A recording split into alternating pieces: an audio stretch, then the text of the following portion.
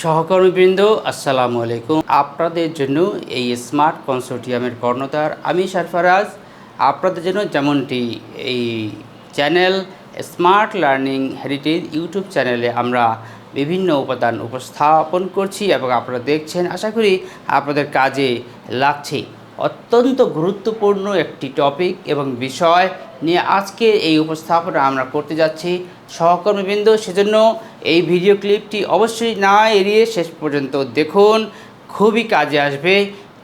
বিশেষ করে আমাদের ওই সকল দর্শকবৃন্দদের জন্য যারা বিভিন্ন organisation, manufacturing organisation, service organisation, RMG industry, footwear industry, আমরা প্রত্যেকটি জায়গায়, এছাড়াও সরকারি, বেসরকারি, আধা স্বায়ত্তশাসিত, শাসিত যতগুলো প্রতিষ্ঠান রয়েছে সকল অর্গানাইজেশনে যারা কাজ করি আমরা, এবং যারা বিভিন্ন ছুটি ছাটা সম্পর্কে অল্প জ্ঞান থাকার কারণে বা সঠিক জ্ঞান না থাকার কারণে বিভিন্ন সময়ে বিভিন্ন কথাবার্তা অথবা ছুটির নোটিশ দিতে ভুল করে ফেলি। সহকর্মীবৃন্দ, আসুন তাহলে আমরা জানি আজকে যে বিষয়টি হচ্ছে, আমরা এই যে দুটো ঈদ, ঈদ উল ফিতর এবং ঈদ উল আজহা, এই দুই ঈদে বিশেষ করে আমরা দেখতে পাই কিছুটা অরাজক পরিস্থিতি এবং সঠিক যে তথ্য উপাত্ত উপস্থাপন কেস টু কেস বেসিসে হয় না।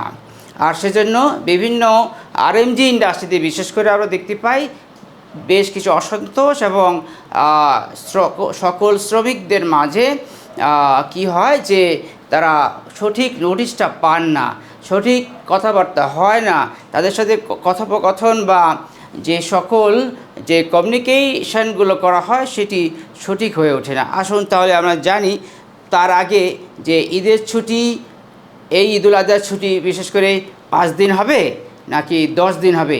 আপনারা যেমনটি সরকারি প্রজ্ঞাপনে জানতে পেরেছেন ইতিমধ্যেই যে এবারের ঈদ উল আজহা হতে যাচ্ছে, ছুটির নোটিশটি হতে যাচ্ছে 10 দিন, অর্থাৎ 10 দিনের একটি লম্বা ছুটি হতে যাচ্ছে, যেখানে 17ই মে এবং 24শে মে শনিবার এই দুটো দিন সকল সরকারি এবং আধা সরকারি, স্বায়ত্তশাসিত, বেসরকারি সকল প্রতিষ্ঠান খোলা থাকবে। শব্দটি হচ্ছে জানা বিষয় বেসরকারি, সরকারি প্রজ্ঞাপনে বেসরকারি অফিসের কথা উল্লেখ আছে।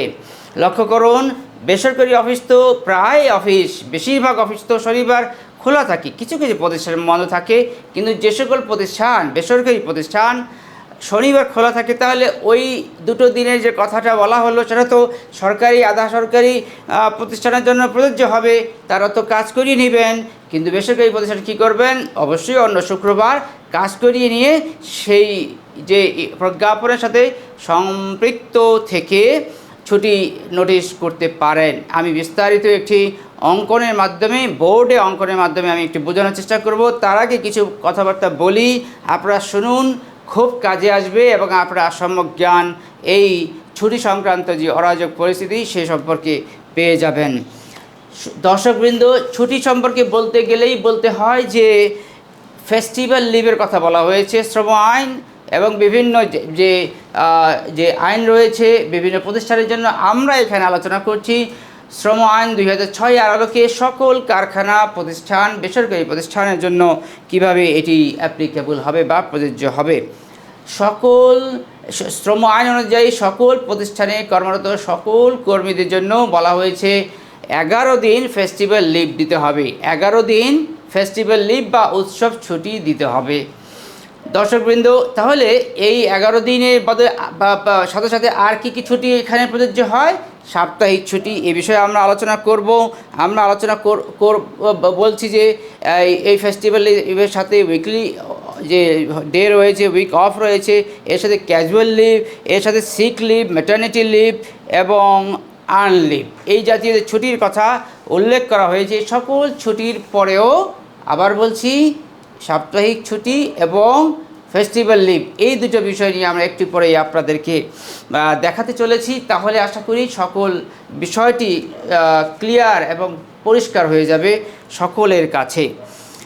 দর্শকবৃন্দ, গভর্নমেন্ট অর্গানাইজেশনের জন্য এই যে গভর্নমেন্টের প্রজ্ঞাপন বা সরকারি প্রজ্ঞাপন প্রযোজ্য হয়, সেখানে সরকারি প্রতিষ্ঠানের জন্য তো এই শ্রম আইন প্রযোজ্য হবে না।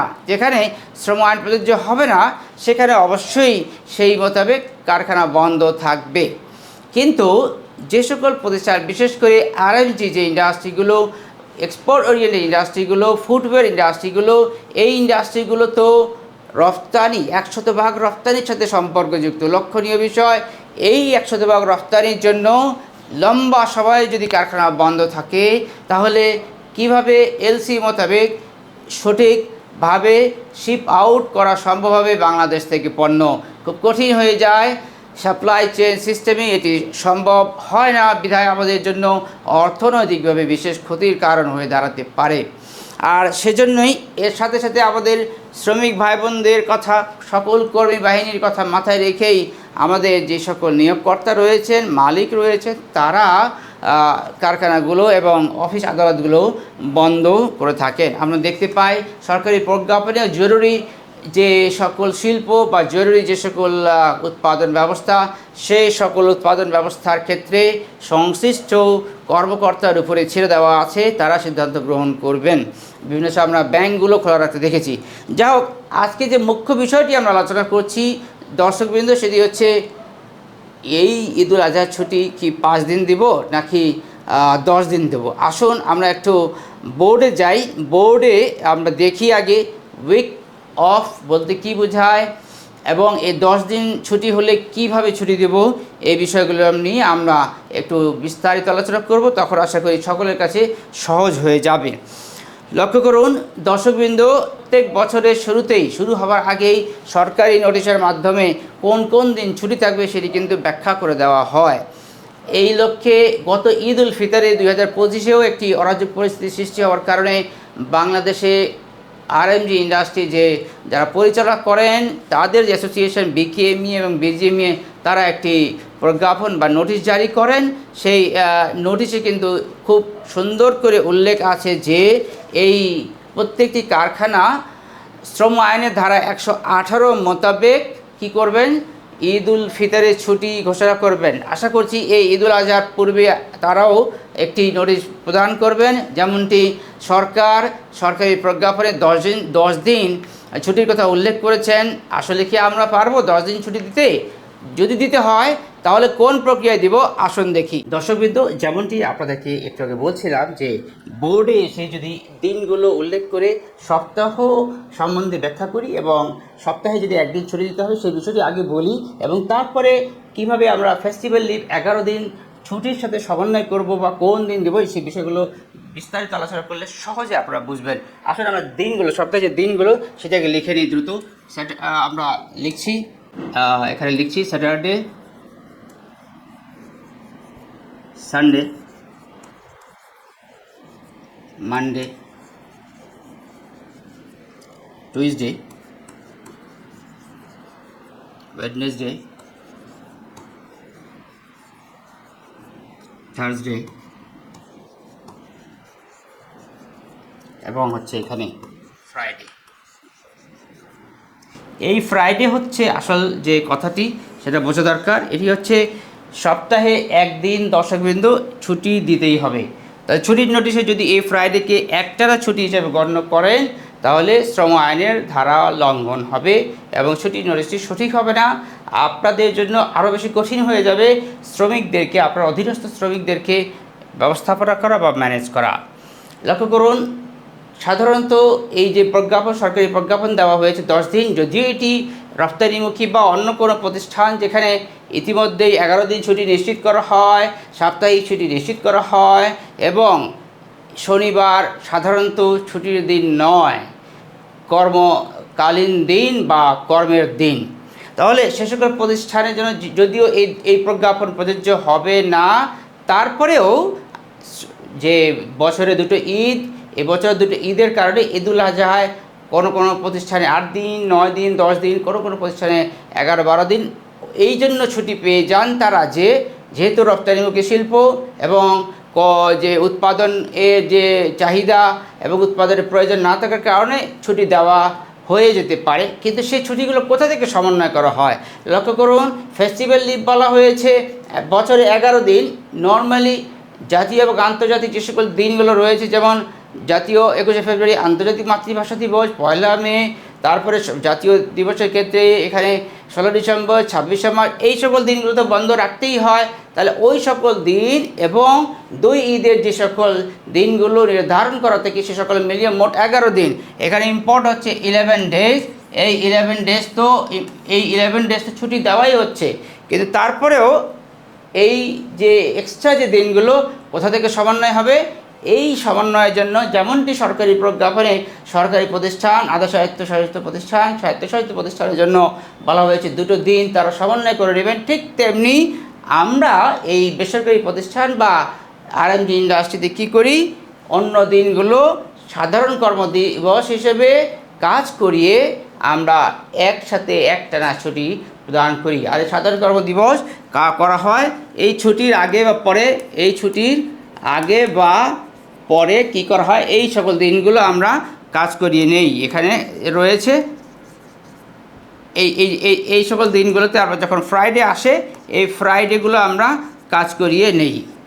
তাহলে যে কটা দিন আমরা এখানে কাজ করিয়ে নিলাম, এই যে এই সকল দিনগুলো বলছি আমি যে কাজ করিয়ে নিব, এই সকল দিনগুলো যদি কাজ করিয়ে নেই, তাহলে কাজ করিয়ে নেওয়ার কারণে ধরে নেন 1, 2, 3, এই 3টা দিন আমরা একসাথে মিলিয়ে 3, 3, 6, এবং আবারও উল্লেখ করছি এই ছুটি যদি এখান থেকে শুরু হয় তাহলে ফ্রাইডে এবং এই ফ্রাইডে এটি সাপ্তাহিক ছুটি হিসেবে গণ্য করতে হবে, এবং 3 দিন ছুটি হচ্ছে ঈদের ছুটি, এবং সমন্বয় করা যে ছুটিগুলো সেই ছুটিগুলো নিয়ে মোট আপনি এখানে চাইলে 10 দিন ছুটি আপনি দিতে পারেন।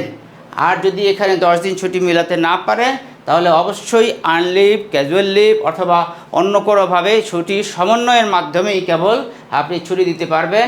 অন্যথায় সরকারি প্রজ্ঞাপনের মোতাবেক কোনো রপ্তানিমুখী তো নাই, কোনো সরকারি কোনো বেসরকারি প্রতিষ্ঠান বা এই প্রজ্ঞাপন প্রযোজ্য নয় বা শ্রম আইন প্রযোজ্য নয় এমন কোনো কারখানা প্রতিষ্ঠানে এই প্রজ্ঞাপন প্রযোজ্য হবে না। সেখানে 8 দিন দিলেও ভুল হবে না, সেখানে 6 দিন দিলেও ভুল হবে না, এবং প্রয়োজনে আরও যদি দিতে চান 12 দিন, সেই 12 দিন দিলেও ভুল হবে না। বিষয়গুলো কিছুটা উপস্থাপনার জন্য উপস্থাপিত হলো দর্শকবৃন্দ। আশা করি আপনাদেরকে কিছুটা জ্ঞান বৃদ্ধি করবে এই ভিডিও ক্লিপের মাধ্যমে, এবং আপনারা বুঝবেন যে কোনো রপ্তানিমুখী শিল্প দীর্ঘদিন বন্ধ রাখা সম্ভব হয় না সাপ্লাই চেইনের কারণে। আর সেজন্যই বাট যে বিষয়টি হচ্ছে যে কর্মী সন্তুষ্টির জন্য অবশ্যই আপনাকে তাদের চাহিদা, তাদের বিষয়গুলো বিবেচনায় নিয়ে ছুটি আপনাদেরকে নির্ধারণ করতে হবে। দর্শকবৃন্দ, এটি খেয়াল রাখবেন। এর সাথে সাথে আবারও বলছি, ফ্রাইডে যদি একটানা ছুটির মধ্যে পড়ে যায় তাহলে লক্ষ্য করবেন এটাকে, এই ফ্রাইডেগুলোকে সাপ্তাহিক ছুটি হিসাবে গণ্য করতে হবে যদি না সমন্বয় করে থাকেন। আর যদি সমন্বয় করেন তাহলে অবশ্যই আপনাকে ওই টোটাল ছুটিটা সেটা কাউন্টিংয়ে আসবে। দর্শকবৃন্দ, আজকে এই পর্যন্তই। আশা করি অন্য কোনো ভিডিও ক্লিপের মাধ্যমে অন্য বিষয়টি নিয়ে আপনাদের সামনে উপস্থাপন করব। আল্লাহ হাফেজ।